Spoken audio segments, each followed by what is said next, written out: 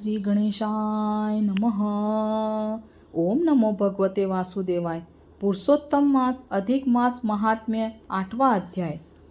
सुत जी कहने लगे कि हे तपोधनो, भगवान विष्णु और श्री कृष्ण के वचन सुनकर नारद जी अत्यंत प्रसन्न हुए, परंतु फिर भी प्रश्न करने लगे। नारद जी कहने लगे, हे प्रभु, लक्ष्मीपति जब वैकुंठ को चले गए फिर क्या हुआ, वह सब कृपा करके मुझसे कहिए। हरि का वृत्तांत सबके लिए हितकारक है। ऐसे प्रश्न से प्रसन्न होकर श्री नारायण जगत को आनंद देने वाले वचन वाले श्री नारायण कहने लगे, हे नारद, जब लक्ष्मीपति वैकुंठ को चले गए तो अधिक मास को अपने धाम में अपने पास बुलाया। वहाँ वैकुंठ में बसकर अधिक मास अत्यंत आनंद करने लगा और भगवान के साथ क्रीड़ा करने लगा। श्री कृष्ण ने मन से प्रसन्न होकर मल मास को 12 मासों में श्रेष्ठ कर दिया और सबका प्रिय बना दिया। इस प्रकार भक्तवत्सल भगवान युधिष्ठिर और द्रौपदी को कृपा से देखते हुए अर्जुन से बोले, हे राजसिंह, दुख में डूबे होने के कारण तुमने तपोवन में आए पुरुषोत्तम का आदर नहीं किया और वृंदावन चंद्र का प्रिय मास आपके वन में रहने से अनजाने से चला गया। भय से दुखित मन वाले भीष्म द्रोण भी नहीं जान पाए और भय के द्वेष से तुमने नहीं जाना। वेद व्यास जी से प्राप्त विद्या आराधना में लगे रहे।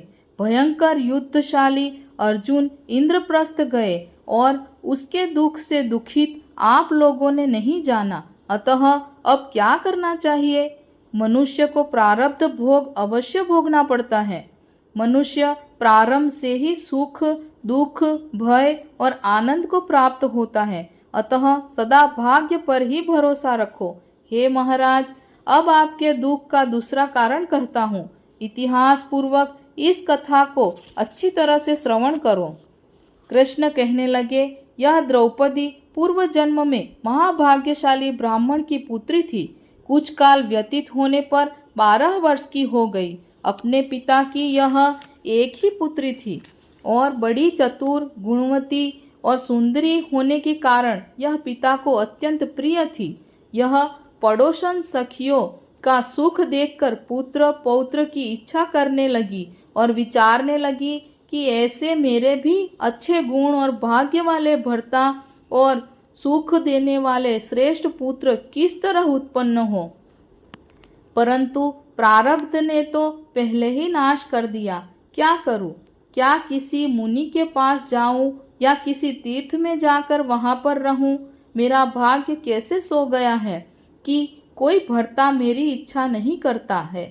बड़े आश्चर्य की बात है कि मेरे भाग्य से मेरा पंडित पिता भी मूढ़ हो गया है। विवाह काल प्राप्त होने पर भी मुझे अच्छे वर को नहीं सौंपता। पति के दुख की पीड़ा तथा कुमारी में स्वामी का सुख जैसा मेरी सखियां जानती हैं, मैं नहीं जानती। ऐसे आकुल तथा व्याकुल वाले मनोरथ की चिंता से मेरी भाग्यवती माता पहले ही मर गई।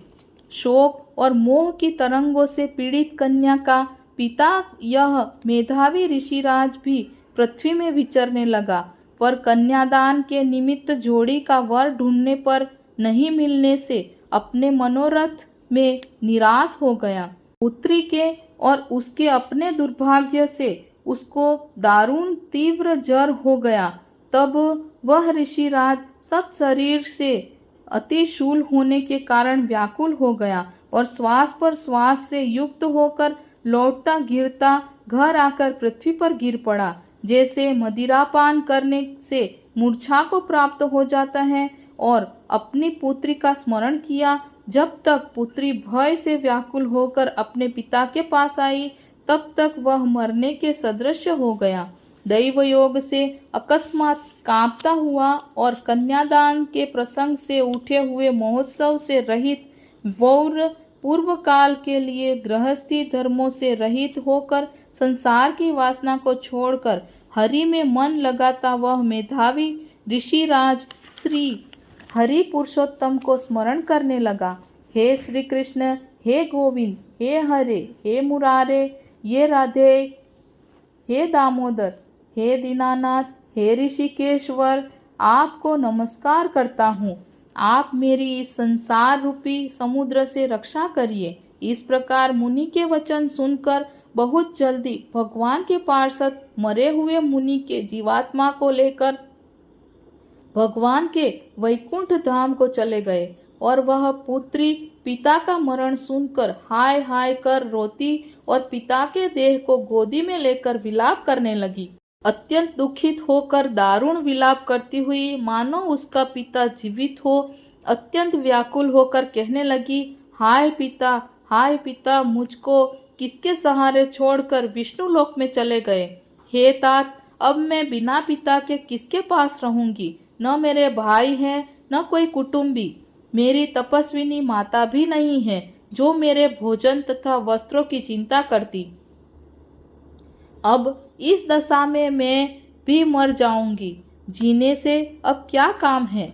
उसे इस प्रकार बारंबार रोते और विलाप करते हुए सुनकर उस वन के रहने वाले ब्राह्मण सोचने लगे कि अत्यंत करुणा भरे स्वर से इस तपोवन में कौन रोता है।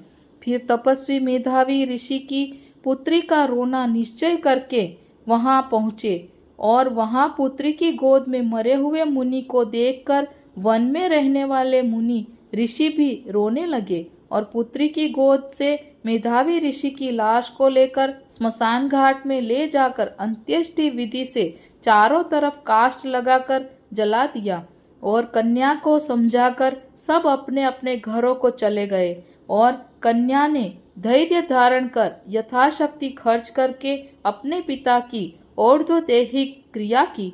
ओम नमो भगवते वासुदेवाय।